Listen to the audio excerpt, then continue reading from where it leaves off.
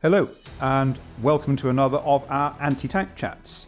In this episode, we're going to be looking at Carl Gustaf, the Swedish manufactured 84mm recoilless anti-tank rifle. This video has been made possible by our supporters on Patreon, our YouTube members, and our super thanks donors. Please join them if you can, and support the Tank Museum. And thanks for watching. May 2022, Ukraine. Near Stary Soltiv, a Russian T-90M main battle tank is sitting astride a country road, and it's being observed, it's being tracked by a Ukrainian drone. Suddenly, a colossal bang rocks the turret, and gouts of flame and smoke shoot out of the hatches. The tank has been stalked and killed by a Carl Gustaf team from the Ukrainian 127th Brigade, the Territorial Defence Force. That's not bad for a weapon that first saw the light of day in the late 1940s. The origins of the Carl Gustaf actually date back to the early 1940s with the Swedish M42 anti-tank rifle, and that's based on a 20mm Bofors barrel. Two designers, Hugo Jensen, an artillery officer, and Harold Abramson, a civilian, are experimenting with a recoilless rifle based on the Davies principle. In this, the projectile moves forward while the propellant gases exit rearwards, eliminating the recoil.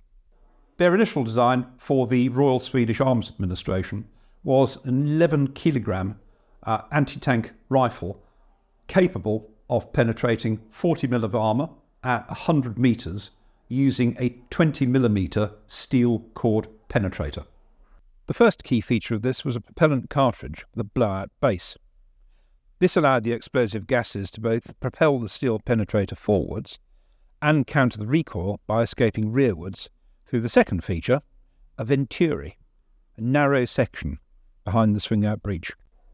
This chokes the propellant gas, speeding it backwards before releasing it through a cone-shaped funnel.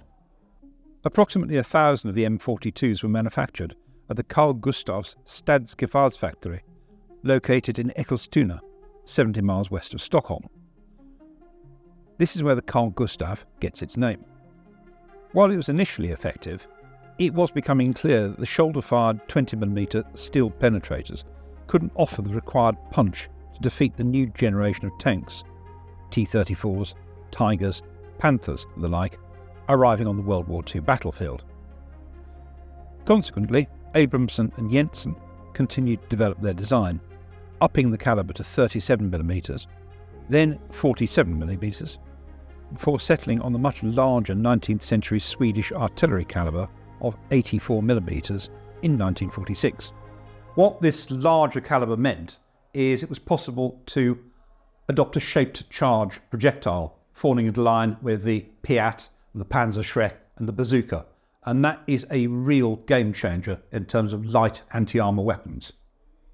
The weapon would enter service as the 8.4cm Granatgewehr M48.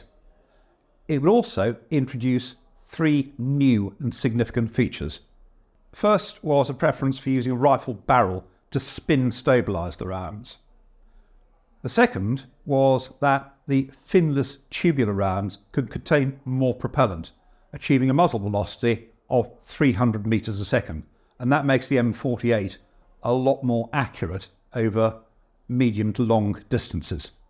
The third, the M48 not only offered infantry a viable anti-tank capability, but also a multi-role support facility, because the weapon could be used to fire different types of ammunition. This example from our collection is the Mark II Forsvarets Fabriksverk version, which was given the designation L14A1 when it was accepted for service with the British Army in December 1962. There are 6 main components: the 84mm forged steel barrel, the venturi, the fastening strap, the pistol grip with the trigger, the firing mechanism, and the sights. The weapon is 1.13 metres long and weighs 14.2 kilograms. To open the breech, the loader, who's number 2 in the team, pulls the Venturi fastening strap forward and then rotates the Venturi upwards. When he closes it again, it locks into place against a series of lugs and it is secured by the fastening strap. There would also be a rubber band around the breech which will minimise the amount of metallic noise you get when you're operating the system. On the right side of the gun is the percussion firing rod tube. This contains the firing mechanism, which is the firing rod, coiled firing rod spring and the firing pin. The firing pin is positioned at right angles to the barrel. Underneath the barrel is the trigger mechanism and thumb-operated safety catch, as well as the wooden hand grip. The cocking lever is positioned just to the rear of the trigger. Unfortunately, missing from this example is the detachable left-hand grip, which would have been secured around the barrel with a metal strap. Underneath the weapon, there is also a shoulder pad fitted. It sits against your shoulder just like that, and there's a cheek pad on the left-hand side for use when you are using the sights. Looking at the sights, we've got the basic iron sights, which are graduated out to 1,000 metres. There's also a bracket to fit the number 78 Mark I optical sight. This has got 2 times magnification, but later there was also the possibility to fit the optic individual weapon sight. Now that gave twice the magnification of this and 3 times the magnification of the iron sights. The iron sights themselves are more a standby than anything. With regards to ammunition, initially only one type was available for British troops, 84mm heat. Trials of other ammunition types, illumination, smoke and HE rounds were carried out in the 1960s in an effort to replace the increasingly obsolete Mark VII 2-inch mortar, but this appears to have been short-lived. The L40 high-explosive anti-tank round was intended primarily for use against armour, but could also be used against concrete and similar structures, as well as having a lethal fragmentation effect on troops who were in close proximity to the target. Looking at this sectioned 84mm round, at the front there's a tubular section that provides a standoff distance to allow the shaped charge jet to form. There's an instantaneous fuse right in the nose, and there's also a safety feature, which means that the warhead only arms itself when it's 5 to 10 metres away from the barrel. Behind that is the 2mm copper cone, and then we have the RDX or TNT charge. As we've said in other films, the way this works is that when the charge detonates, it collapses the cone and punches a semi-plastic jet of copper and explosive forward to penetrate armour. It's chemically generated, but the effect is actually kinetic. The particle jet impacts with the target and punches its way through. This is the Monroe effect.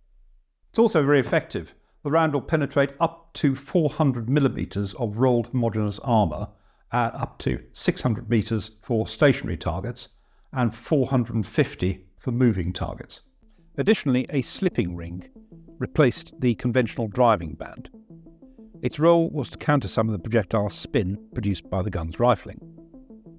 This increased the shaped charge's optimum chance of functioning correctly, as it had been found that too much spin reduced its effectiveness. Using this slipping ring technique, the heat round would rotate roughly 20 times before striking a target 300 metres away. To assist the gunner, a trace element was added to the projectile's base, igniting 30 metres into its journey, which allowed it to be tracked. Muzzle velocity is around 200 metres a second. The base of the round also incorporates a plastic disc that blows out on ignition, and it allows the gases to move backwards and out through the venturi. The base also features a special loading recess, allowing the number 2 to line up the firing plunger hole with the firing pin. This limits the rate of fire to 5 or 6 rounds a minute. All told, the 535mm long round weighs 2.6 kilograms and is finished in black with yellow bands and stenciling. The process for loading the Carl Gustaf L14A1 is as follows. With the weapon on his shoulder, the number 1 cocks the gun and applies the safety catch. On the order load, the number 2 opens the venturi and feeds around into the breech, making sure the loading recess is aligned. The breech is then closed by pulling down the venturi, making sure to tap back the locking strap. As with most recoilless weapons, backblast could be a major problem, and the loader is given the job of checking the distance of at least 30 metres behind the weapon is clear prior to firing. If clear, the operator is informed that the gun is loaded and ready to fire. By 1967, the Carl Gustaf had been properly codified, and infantry training pamphlets had been produced on the operation of the weapon, its maintenance, and also how to deploy it against armour. Pamphlet number 9, part 3, introduced a series of lessons on factors affecting tank killing. These included killing from well-prepared defensive positions and in urban environments, tank hunting and ambushing, battle handling and stalking. Emphasis was placed on the weapon's primary role to kill tanks, other targets being secondary, with outlines of Warsaw Pact tanks being provided to reinforce what areas of the tank were vulnerable to attack. Charlie Gs, as they became known, were issued 2 to each light infantry platoon HQ and 1 per section in the mechanised battalions. In addition to that, a vehicle mount was also introduced for the FB432 armoured personnel carrier in the late 1960s. The latest version, the M4, which the British Army has recently ordered, is a lot shorter. It's less than a metre long. It also, the weight is reduced down to less than 7 kilograms through the use of titanium sleeves and venturi. It's also a lot more ergonomic in use. The M4 has enhanced night and day optics, including a red sight, a fire control device with built-in ballistic data, and a precision round counter system. This is designed to keep track of how many rounds have been fired to assist with maintenance and logistics. The weapon can now also be carried loaded, which means deployment and firing are greatly speeded up. However, it is the range of multifunction ammunition that has kept the Carl Gustaf viable for 75 years and counting. Now, as well as the standard anti-armour heat rounds, the Carl Gustaf can now fire rocket-assisted laser-guided rounds, and also a tandem charge warhead has been introduced for defeating explosive reactive armour. The Carl Gustaf is in service with 11 members of NATO, and it's seen action in conflicts from Iraq and Afghanistan, Falklands, and of course, currently, Ukraine. It's matched in longevity only really by the Soviet-designed RPG-2 and RPG-7. Its unit cost is approximately $20,000. I hope you've enjoyed this video. If you did, please subscribe. And also, if you can, please support us on Patreon.